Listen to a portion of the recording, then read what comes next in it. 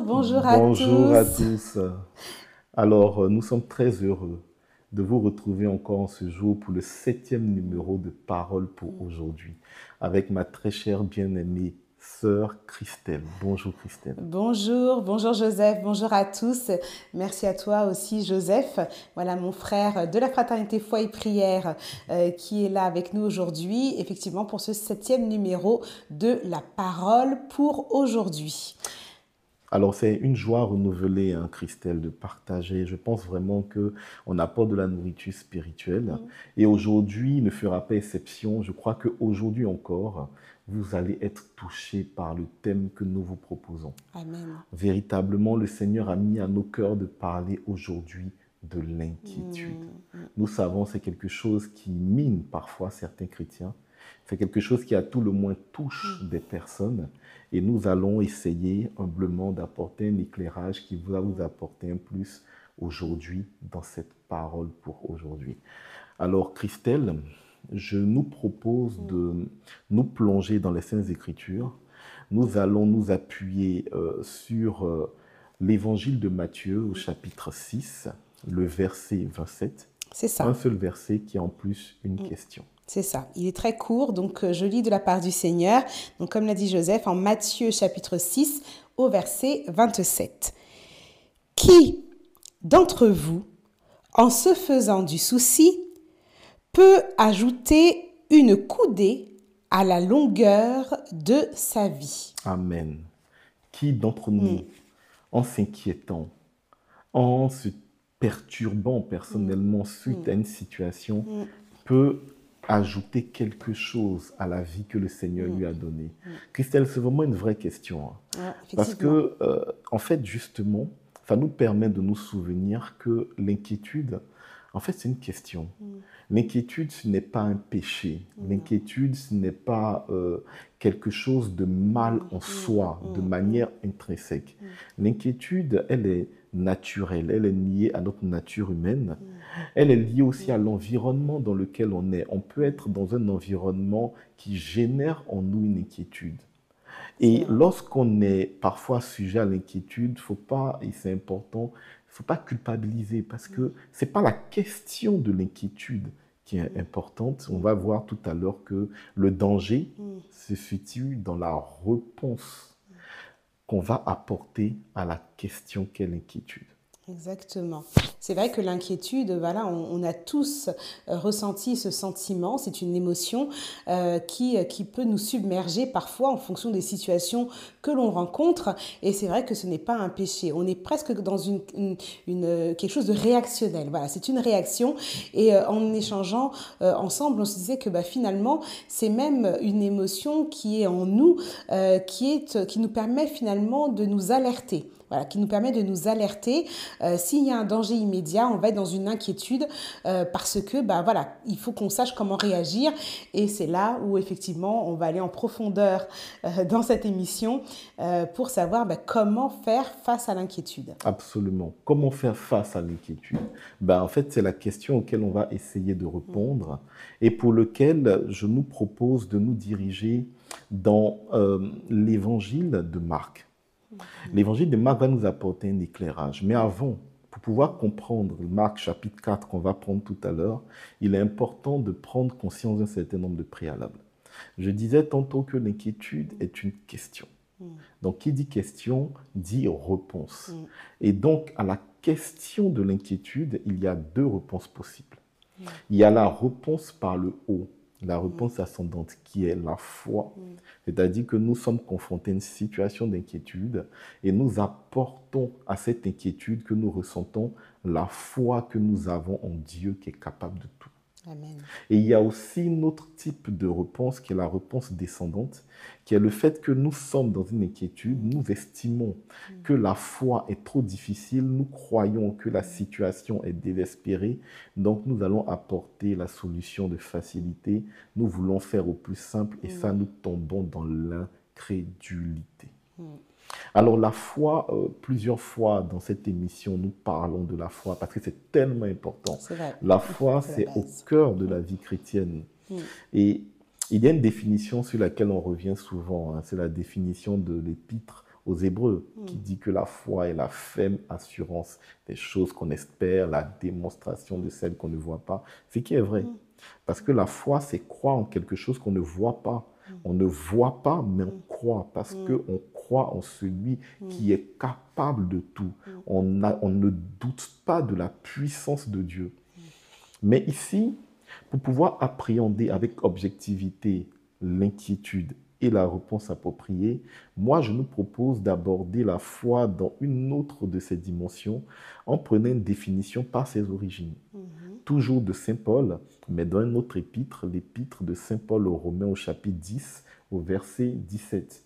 Et lorsque nous plongeons dans cet épître, on a une définition qui nous apporte un éclairage particulier. Cette définition dit que la foi vient de ce qu'on entend. Et ce qu'on entend doit être la parole de Dieu. C'est quelque chose de fondamental. Si on estime que véritablement nous avons foi en Dieu, mais en fait, Dieu se trouve dans sa parole. La parole de Dieu, c'est Dieu lui-même. Donc la foi vient de Dieu.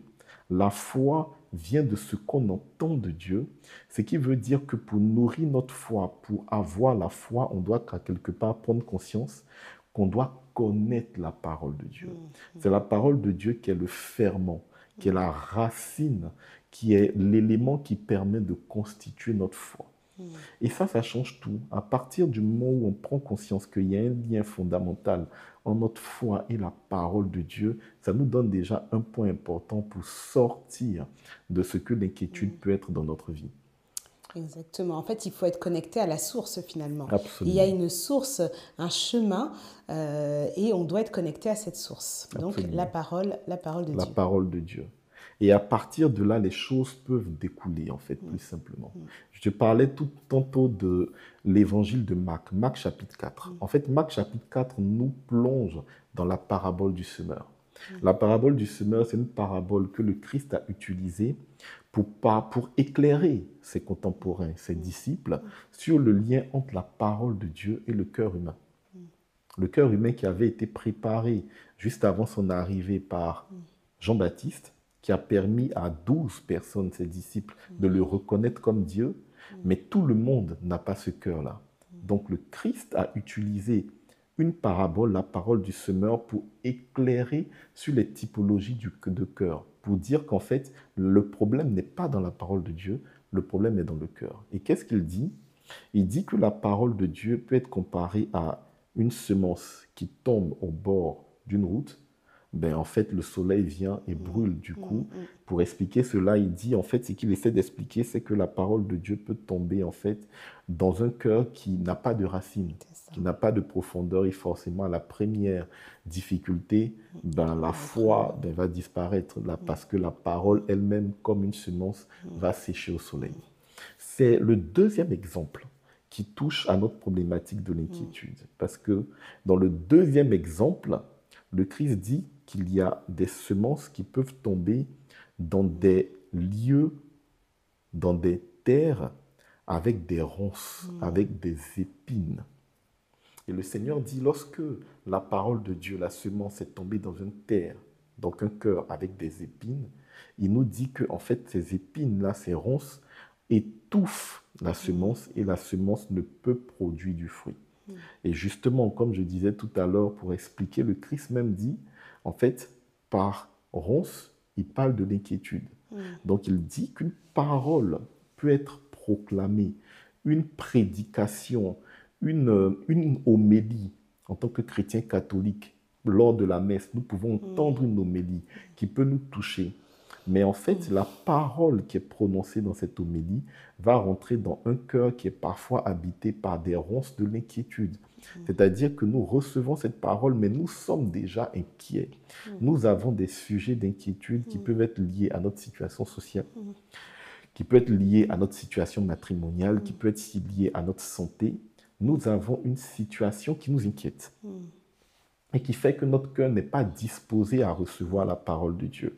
Et comme il dit, les ronces sont capables d'étouffer la croissance de la sémence. En d'autres termes, lorsque nous recevons la parole de Dieu dans un cœur rempli d'inquiétude, ben, les inquiétudes peuvent venir supplanter cette parole de Dieu et faire que cette parole de Dieu qui devait porter du fruit dans notre vie, mais ne pourra pas.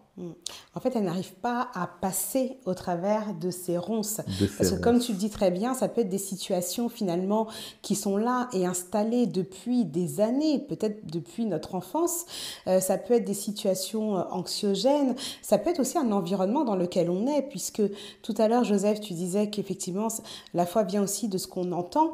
Si autour de nous, si ce qu'on entend à longueur de journée, c'est qu'on n'est pas capable, c'est qu'on ne va pas y arriver, c'est qu'on est dans des situations compliquées, voilà, il y a différentes façons finalement de nous inquiéter. Et bien effectivement, cette parole de Dieu, hein, tu prenais l'exemple de l'homélie qu'on peut entendre durant la messe, elle n'arrive pas à traverser en fait toutes ces ronces parce qu'elles sont là depuis très longtemps. Très longtemps. Très longtemps. Puis je sais pas si vous imaginez des ronces, en fait. Moi, j'ai l'image du coup pendant que tu parles et je me dis qu'effectivement, c'est compliqué de traverser à travers des ronces. On peut pas. On se griffe, on s'abîme, c'est pas possible en fait. Et puis c'est sombre. Donc la lumière ne traverse pas. Absolument. Donc la parole de Dieu ne traverse pas non plus. Absolument. Et c'est ça, et c'est étouffe. Et du coup, c'est dommage parce que la personne qui a entendu cette parole, par exemple à la messe pour l'homélie, peut être bien intentionnée, peut ressentir même au début le besoin de poser un acte de foi. Mais en fait, les difficultés qu'il traverse, les inquiétudes qui habitent son cœur feront que cette parole-là ne pourra pas influer sur son comportement. Là, je pense beaucoup à ceux qui nous écoutent, en fait, hein, à nos frères et à nos sœurs, qui se reconnaissent peut-être dans ce portrait-là, de se dire, ben moi j'ai essayé, la parole m'a touché ce jour-là. Ils ont entendu un verset, peut-être voilà une exhortation, un enseignement, et puis finalement le quotidien est venu reprendre le dessus, et de nouveau, on est reparti sur ce chemin d'inquiétude. Et finalement, quand c'est comme ça, on ne sait même plus trop comment réagir, Absolument. on ne sait plus comment faire. Ben, c'est ça, la conséquence, Christelle, c'est que quand c'est comme ça, ben, à un moment donné, on tombe dans le doute. On commence à douter de tout. Et le doute, c'est le début de l'incrédulité. Je vous disais que l'incrédulité, c'est le chemin de la facilité. On doute, on commence même à douter de Dieu, et on se dit quelque part dans notre situation, Dieu ne pourra rien faire. C'est l'exemple même d'une personne qui a 48 ans, 49 ans, et qui cherche à avoir un enfant. Elle est inquiète parce que forcément l'horloge a sonné, parce que forcément elle sait que pour des raisons physiologiques, cette grossesse est une grossesse à risque. Même son médecin lui dit, cette grossesse a des risques de ne pas aboutir. Et forcément, si cette parole tombe dans une terre où il n'y a pas d'inquiétude, ben, elle va porter du fruit, elle aura foi en Dieu et elle va passer cette inquiétude par le haut et va permettre à Dieu de se glorifier parce que c'est la foi qui provoque le miracle. Rappelons-nous de Hébreux 6. Lorsque on s'approche de Dieu, il faut croire que Dieu existe et qu'il est le rémunérateur de ceux qui le craignent. C'est-à-dire que la foi précède le miracle. Il faut croire d'abord que Dieu existe et ensuite on a la rémunération. On a déjà développé d'un PPA précédent. Donc clairement, lorsque on est dans des ronces, en fait, le problème, c'est qu'on tombe facilement dans le doute. Or, le doute... Mais est-ce que justement, c'est pas le rôle finalement du malin et de l'esprit de ce monde de nous faire tourner comme ça en boucle et puis de rester dans ces ronces? Parce que tu l'as très bien dit, cette foi va précéder le miracle. Exact. Or, si on reste finalement dans ce marasme-là, dans ces ronces, et qu'on ne sait pas où est la sortie, qu'on n'arrive pas à sortir vers le haut, comme tu disais avec la foi, finalement, ça arrange bien, ça arrange bien Satan qu'on reste comme ça dans ces ronces, dans le doute, et au contraire, il va en remettre encore une couche, et finalement, on reste enlisé dans le doute. Or, voilà, les enfants de Dieu, c'est pas leur place, c'est pas leur place, c'est pas dans les ronces qu'on doit rester, et la parole de Dieu, elle doit pouvoir traverser et nous éclairer. Mais je te rejoins totalement. Pour moi, effectivement, c'est une des plus grandes stratégies. Et c'est ça qui permet parfois, hélas, à des chrétiens de tourner en rond. C'est-à-dire qu'on va à l'église ou on va dimanche soir dans un groupe de prière, à foyer de prière, par exemple en Tomie ou à Beson ou en Côte d'Ivoire. Sachez qu'on est maintenant un peu partout et par la grâce de Dieu. Mais on va entendre des frères, on va entendre des sœurs qui vont proclamer des paroles de feu. Et au moment où ces paroles vont pénétrer notre cœur, mais en fait, on sera rassuré. Mais on va rentrer à la maison, on va ouvrir notre boîte aux lettres, on va se souvenir de ce que nous vivons. Et si notre cœur était pénétré de la foi, encore une fois, qui vient de ce qu'on entend, c'est-à-dire la parole de Dieu, on aurait eu en nous la force intrinsèque de dépasser cela. Mais comme notre cœur est déjà habitué par l'errance, habité par des inquiétudes, ben en fait, on tourne rond. Ouais, c'est ça. Et ce qui est dangereux, Christelle, c'est ce que nous dit l'évangéliste Jacques. Jacques chapitre 1. Jacques chapitre 1 qui va très fort, hein, qui dit comme ça que celui qui doute, celui qui est vraiment dans l'incrédulité, qui doute de ce que Dieu est capable de faire, ben, que celui qui doute peut être considéré comme un flot de la mer, c'est-à-dire quelque chose d'instable. Il utilise l'image du flot de la mer et il dit que cette personne-là ne doute même pas un jour de recevoir quelque chose de Dieu. Parce qu'encore une fois, la foi précède. Sans la foi, on ne peut pas sortir de notre inquiétude. Donc, sans la foi, on ne peut pas accéder au miracle. Donc, vraiment, c'est un cercle totalement vicieux. Et c'est ça qui est difficile et c'est ça qui me peine. Moi-même qui suis devant vous, j'ai été confronté dans ma vie, je pense comme vous, comme tout le monde, à des cas d'inquiétude. Et parfois, on ne sait pas comment s'en sortir. Mais aujourd'hui, grâce à cette émission, vous saurez comment vous en sortir. Amen. Et vraiment, j'entends déjà les chaînes qui entravaient nos frères et nos sœurs, ces chaînes de l'inquiétude qui vraiment vont tomber et commencent à tomber. Voilà, parce que pendant que tu parles, tu rassures le cœur de quelqu'un et tu es déjà en train de couper des ronces. Amen, amen. Je rends toute la gloire à Dieu. Ben déjà, il y a une clé importante. Il y a une clé qui se trouve déjà dans les Saintes Écritures. Prenons par exemple le cas de Sarah. Sarah, la femme d'Abraham. Voici quelqu'un à qui Dieu a fait une promesse à son mari. Ta descendance sera comme une multitude, comme les étoiles de la mer. Mais voici que la promesse qui est faite à son mari ne peut se réaliser que par elle, la pauvre. Lui n'a pas demandé son accord. On fait une promesse à son mari et la promesse... Et on peut clairement s'imaginer qu'à 40 ans, Sarah a commencé à s'inquiéter.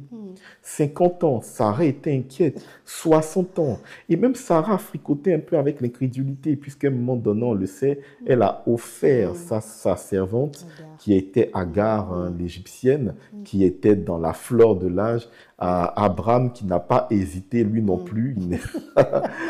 Il n'a pas hésité. Franchement, c'est une histoire assez singulière. Mais on sait qu'au fond d'elle, Sarah avait foi que Dieu était capable. Elle avait cette foi-là, même si ça a été dur. Et vraiment, j'aimerais par cet exemple déculpabiliser ceux qui s'inquiètent, ceux qui se culpabilisent. Parce que parfois, l'inquiétude leur a donné l'impression que, mais en fait, c'est leur faute. En fait, ils n'ont pas assez de foi. Non, il ne faut plus culpabiliser.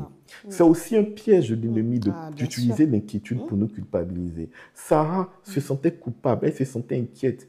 Et même lorsque les anges sont arrivés, ces anges qui étaient déguisés en hommes, en des passagers qui sont venus dans la maison d'Abraham et qui ont dit dans un an, jour pour jour, Sarah aura un enfant, les Saintes Écritures nous disent que Sarah a ri.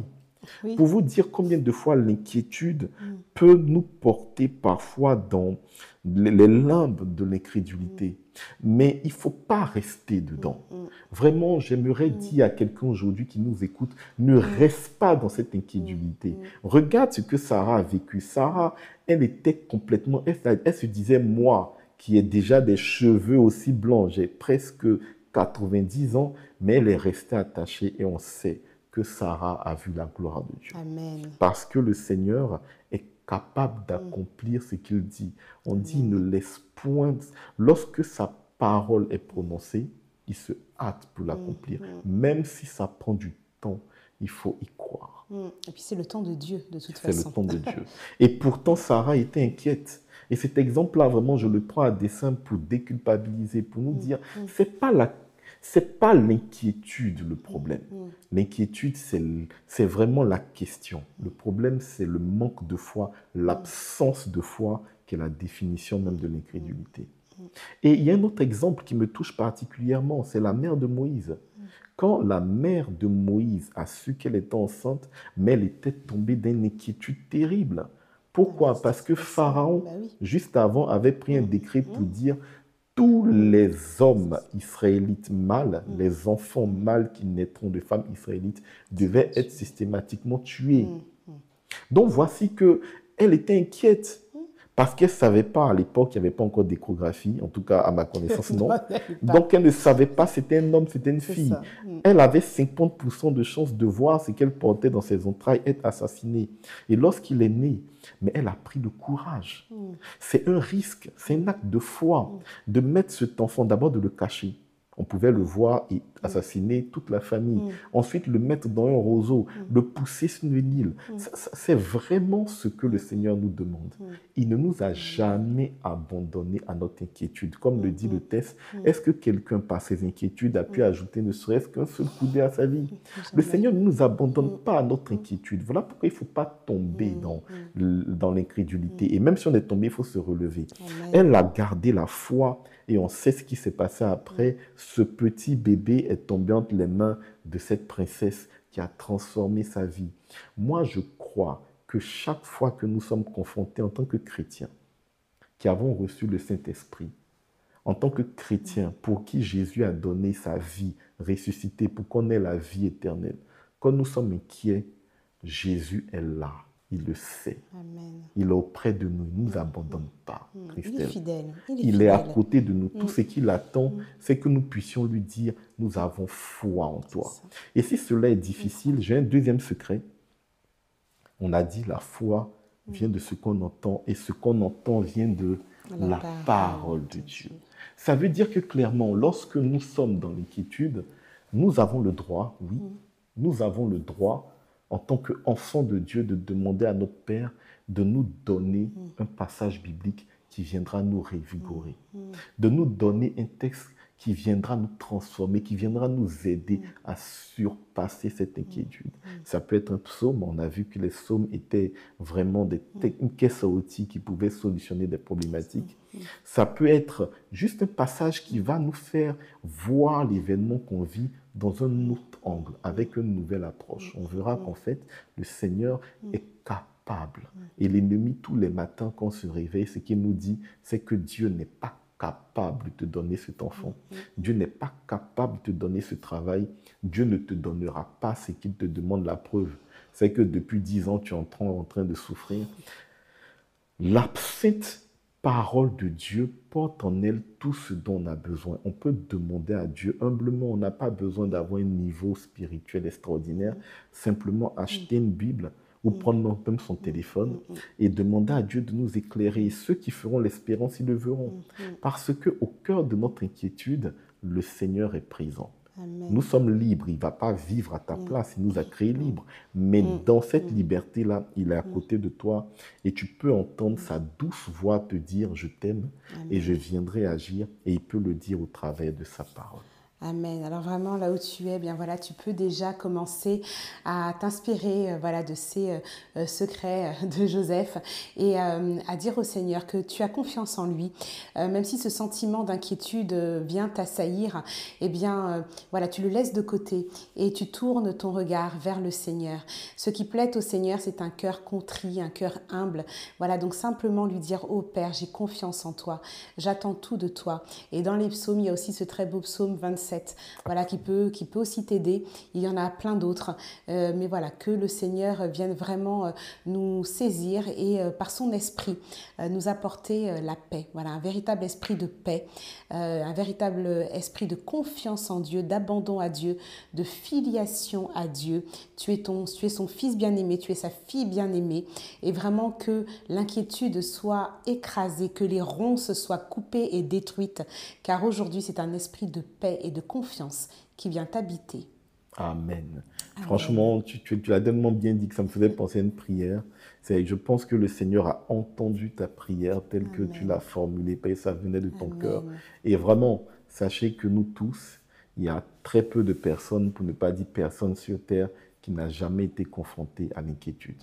La différence, c'est quelle est la réponse auquel tu apportes à cette question, une question et non pas une culpabilité. Amen.